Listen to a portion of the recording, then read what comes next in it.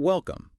Today we're doing a complete cultural analysis of a group so influential, so organized, that its name was officially added to the dictionary just last year.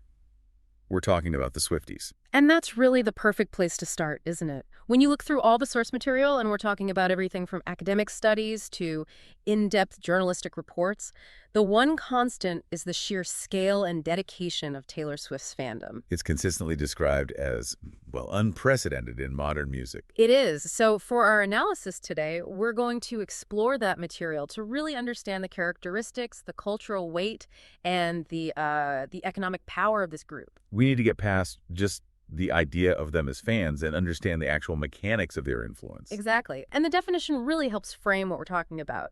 The word Swiftie was added to the Oxford English Dictionary in 2023. Right. But dictionary.com gives a bit more color. It specifies the term implies a very passionate and loyal fan as opposed to just a casual listener.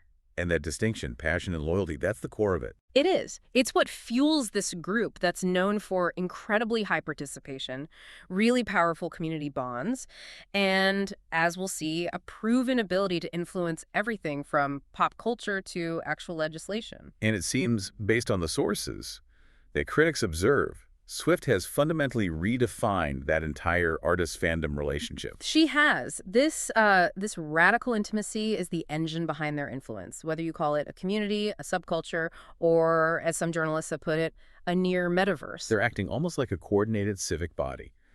They can trigger economic booms, they mobilize political scrutiny. It's something you just don't see from non-political groups. It really requires a serious look, and if we're trying to figure out where all this power comes from, we have to go back. Right back to the beginning. To the very foundation, which was laid, long before she was the cultural figure she is today. Okay, so let's unpack that origin story. It doesn't begin with a huge stadium tour. It starts with a very deliberate, very early technological strategy. The internet. It was about creating a direct line to her audience. And this unique intimacy was built right on that digital frontier. She started using the internet as a marketing tool before her first single, Tim McGraw, was even out in 2006. She was a pioneer for her genre, really, one of the first country artists to see the power of that direct connection, and her main tool was MySpace. The timeline is what's really striking.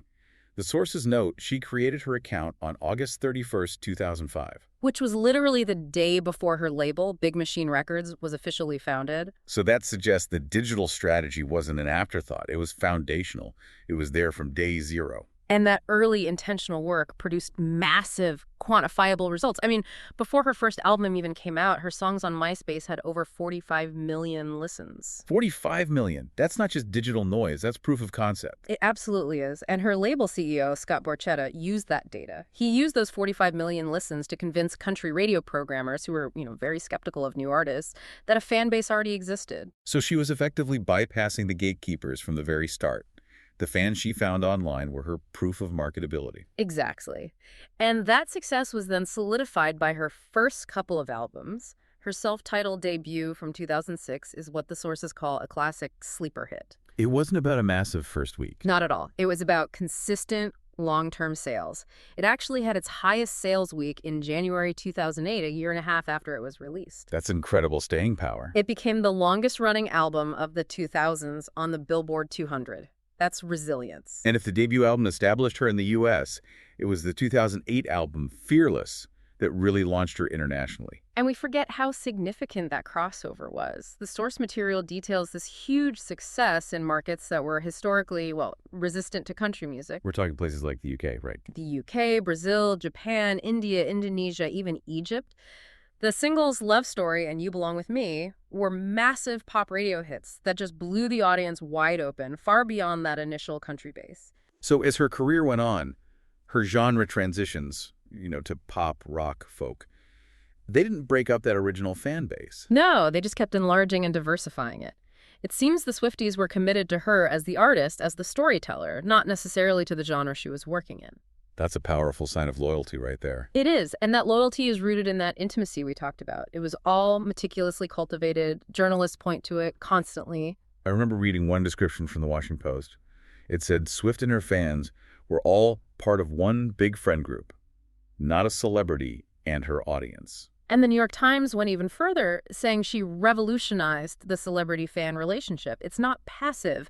It's an active dialogue. And she backs that up with these high-effort actions. It's not just standard marketing. No, far from it. We see her interacting directly with fans online, sending these incredibly personalized gifts based on their social media profiles and handpicking people for small, intimate concerts. Let's talk about some of those key examples because they're essential to understanding this loyalty. The physical commitment is just. It's enormous. You're talking about the 13-hour meet and greet. The 13-hour meet and greet Yeah. at the CMA Festival in 2010. That's a staggering investment of personal time and energy. And then there are the secret sessions. I think those are probably the most famous example. These were pre-release album listening parties, right? At her own houses. At our own homes, yes. In 2014, 2017, and 2019, she would personally host and, bake cookies for these hand-selected groups of fans. And the fans who were chosen reported that it felt genuinely personal, like they were being led into her inner circle. Then you have Swiftmas in 2014. She sent these huge individualized Christmas packages to fans she'd been following online. And in some cases, she actually hand-delivered them. She did. These are high-value, highly personal interactions. It creates a very authentic-seeming persona. So it fosters this feeling among the fans that they're connected to her life, that they've literally grown up with her and her music. They feel like an equal participant in her life story. And that connection gets reflected back in her art. She writes songs specifically for them. You have Long Live from 2010, which is like an anthem for their shared experience. And then the deeply personal charity single, Ronin, from 2012. Written about a fan's 4-year-old son who passed away from neuroblastoma. That shows a level of connection that goes both ways. It does.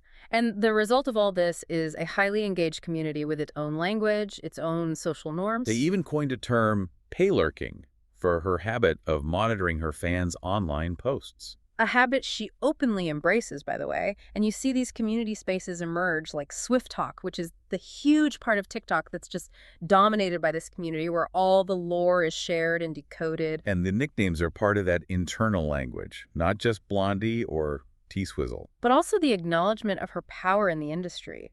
The music industry. The international intimacy is also pretty striking. Yeah. The sources mention Chinese Swifties call her Mummy, which translates to unlucky. And that nickname has been picked up even by Chinese state media. It shows how deeply these fan-created terms get woven into the mainstream, even globally. So this intense, intimate relationship becomes the foundation for the second pillar of the fandom. This vast, complex, mythological universe. The Swiftverse. Yeah. This is where the commitment gets even deeper. Her entire body of work, her whole public persona, it's described as a world of its own. The Taylor Swift cinematic universe, or the Swiftverse. And the main point of this for the community is that her universe is seen as a multiplayer puzzle. Which requires and rewards that deep, committed participation. Everything is a potential clue. Her lyrics, her social media, interviews, what she wears, accessories, her word choice, color coding. And the numerology, centered around the number 13. It's why Swifties have this global reputation as the best online sleuths. They're decoding a mythology that critics have described as Byzantine and layered. It's an intellectual challenge, a collective treasure hunt. We should probably pause here and give an example of this complexity, because this sleuthing is what really defines them. Okay, a good one would be the rollout for the Lover era. Fans got heavily involved in decoding the color palettes. Because each album had its own color. Red for red, black for reputation. Exactly. So when she started shifting to pastels, fans immediately identified that transition and what it symbolized, a move to brighter themes after a period of conflict. And their use of numerology is, well, it's famous. They're constantly looking for the number 13. Her birthday, the length of a meet and greet, a 13-second instrumental break in a song. They treat her entire public life like a coded text that's meant to be interpreted. This critical analysis even has a name in the media, Swiftology. It does. And while the lore is, basically endless, one element has become the most enduring mythological topic of all. The scarf. The scarf. That one simple accessory mentioned in the 10-minute version of All Too Well. It allegedly represents a moment of loss or remembrance. And it has generated years of intense fan theories about who has it and where it is. It just shows how powerful a single symbol can become when it's embedded in the lore like that. One critic said that symbolism is an inextricable element of the Taylor Swift experience. And the whole framework for this is the eras concept. Right. Every album rollout is structured around a distinct aesthetic, a color palette, a mood, a fashion style. And that strategy of constant, clearly defined reinvention has been crucial. It gives the fan base something new to focus on and decode. It prevents things from getting stale, and it actively broadens her demographic appeal. And this language of eras now spills over into real life. It does. The source material notes that millennials in particular have started incorporating the era concept into their own lives. Themed weddings, parties. It shows the subculture is really achieving mainstream acceptance. Which brings us to the sociological characteristics. Yeah. What makes this group so potent? The sources really focus on three things: unparalleled loyalty, high levels of participation, and incredible creativity. That loyalty is often described in really strong terms. The author Amanda Petrusic called the allegiance both mighty and frightening. And we've seen that allegiance tested at critical moments in her career. Like with the Reputation album in 2017. Exactly. It came out after that big 2016 controversy and her retreat from the public eye. And despite a huge shift in her image and her sound, from pop sweetheart to something much darker, more vengeful, the fans rallied. They showed unwavering commitment and collectively worked to rewrite the public narrative around her. They stood by her, and that loyalty was maybe most financially decisive with the re-recorded albums, the Taylor's versions. After the 2019 Masters dispute. The success of those re-recordings was just undeniable proof of their commitment.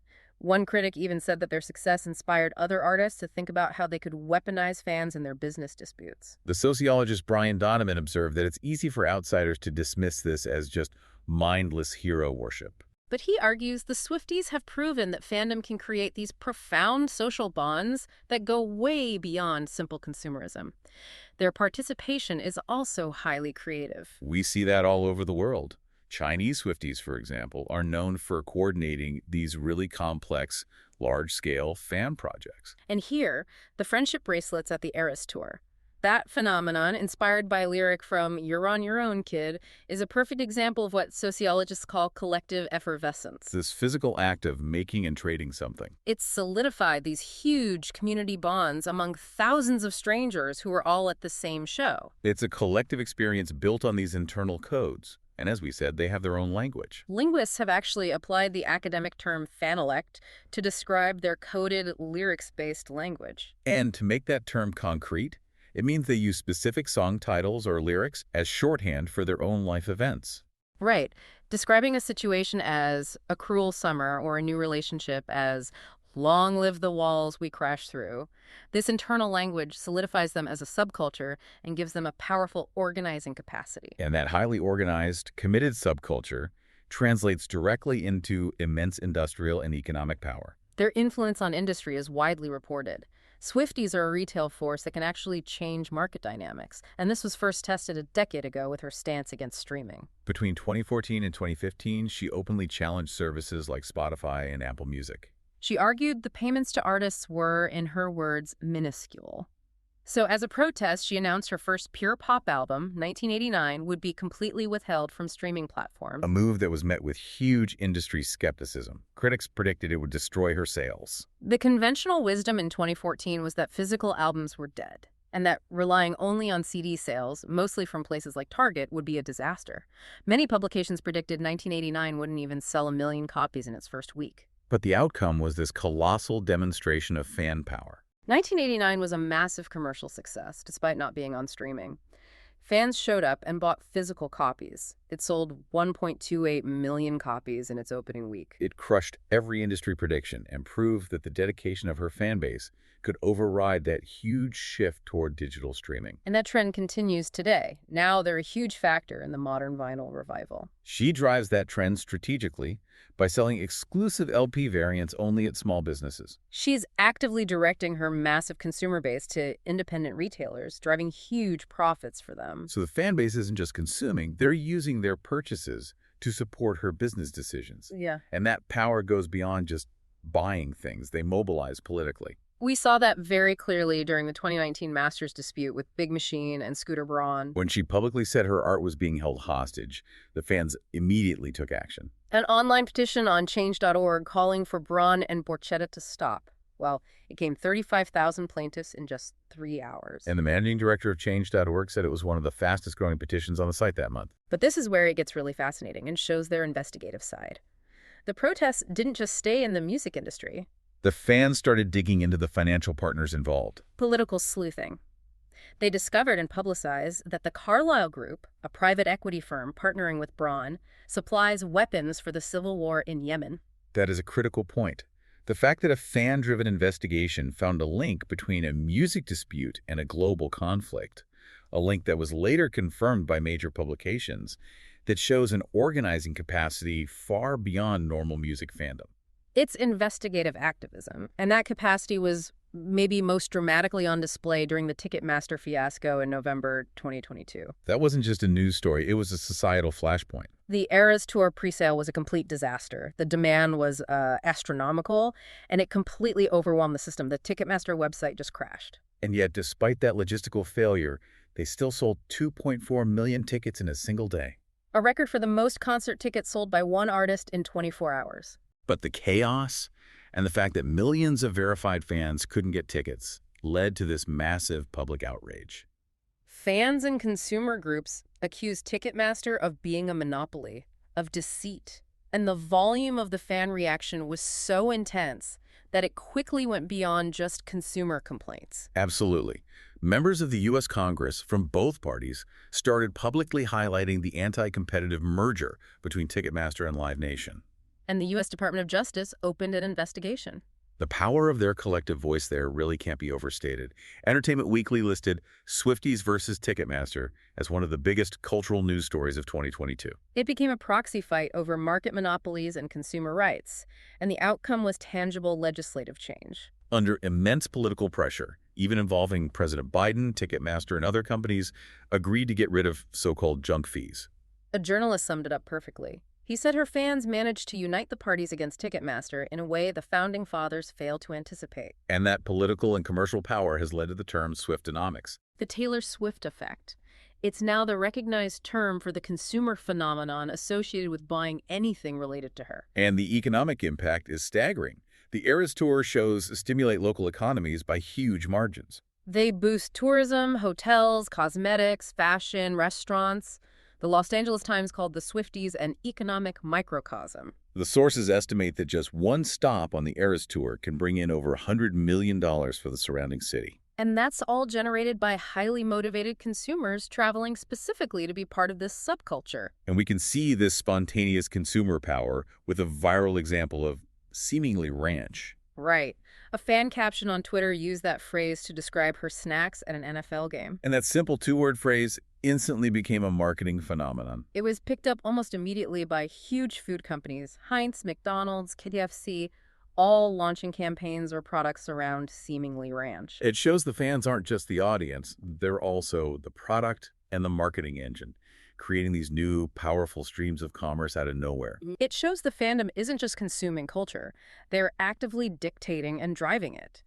Which brings us to the profile of this powerful group and their growing socio-political influence. And we have hard data on this. A 2023 U.S. survey from Morning Consult gives us a detailed profile. 53% of American adults identified as fans, and 44% specifically as Swifties, that passionate subgroup. The demographics show really broad appeal. It's almost balanced between genders. 52% women, 48% men, which is notable for a female pop star. Racially, the group is 74% white, but there's significant representation from other groups. 13% Black, 9% Asian, and 4% from other races. And generationally, the data confirms her staying power. 45% are millennials, but then you have 23% baby boomers and 21% Gen X. That confirms the rise of senior Swifties. It shows her multi-generational appeal. And politically, the alignment is clear. 55% Democratic, 23% Republican, and 22% Independent. This political weight makes them a real force. Brooke Schultz, the Associated Press, noted that Swifties are considered an influential voter demographic, and that the Ticketmaster controversy, which was about economic inequality, really spurred a political identity in the group. And while Swift herself is left-aligned, the sheer size of her fan base means her support is coveted by conservatives. She's seen as a potential deciding factor in U.S. politics just because of her ability to command attention. And this political appeal is global. Sources noted presidential candidates in Chile and the Philippines have publicly marketed themselves to Swifties, acknowledging their power to mobilize abroad. And that organizing has led to actual legislation here. In May 2023, Texas approved a law called the Save Our Swifties Act. It banned ticket sale bots, a direct response to the Eras Tour chaos. The name of the law itself shows their influence on political discourse. Similar bills were introduced in other states and in Congress, and politically we're seeing them organize even without her direct involvement. The Swifties for Kamala Coalition formed in 2024 to support Democratic candidates, focusing on the Kamala Harris campaign. This is a significant example of them taking those organizing skills they honed, decoding her lore, and applying them directly to political fundraising. And though it's not affiliated with Swift herself, it's gotten serious political attention with support from figures like Elizabeth Warren. By August 2024, they'd raised over $138,000 in one virtual rally. But we also have to address the sociopolitical scrutiny the fandom faces, especially around race. This is a complex area noted in the sources. Yes, the sources show that Black Swifties report facing derision from other Black people who question their racial authenticity for supporting a white artist. It highlights these complex intersections of identity, race, and pop culture, where your choice of fandom can be seen as conflicting with cultural norms. And externally, other fandoms have accused Swifties of racism towards African-American artists, usually during award shows or chart battles. The sources cited one Black Lives Matter activist and professor who questioned why being a fan of Swift felt slightly racist. She later clarified it was a feeling tied to the cultural dynamics and systemic imbalances in pop culture. It's clear the fandom's demographics and behavior are under intense public scrutiny. And that scrutiny leads us directly into the complexities and, well, the darker side of this relationship. Yes, this section of our analysis deals with the criticism that stems from that intense parasocial relationship we talked about. The feeling of intimacy that can cross the line. Parasocial interactions are these one-sided relationships where a fan feels they know a celebrity. The criticism comes when that interest becomes excessive and disregards the celebrity's privacy. Swift herself has talked about her discomfort with this.